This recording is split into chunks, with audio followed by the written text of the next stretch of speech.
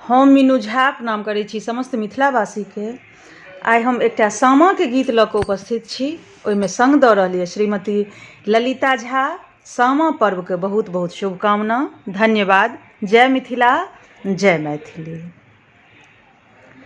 चानन बिरिछ तारा ठाढ़ भेले हे बड़के बहिनो, ठाढ़ भेले हे छोटके बहिनो।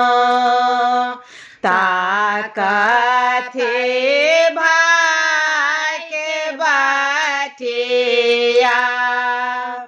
आहे बाटे आबत हेता। भैया से बड़का भैया, भैया से छोटका भैया। देख ले बनी भारे आँखिया, पैर पकड़े जोने।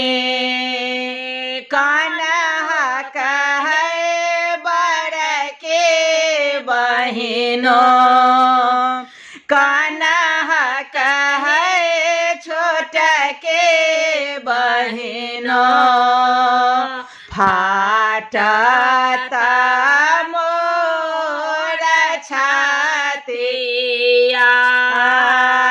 जुग जुग जे बाथो। भैया से बड़का भैया, भैया से सबटा भैया।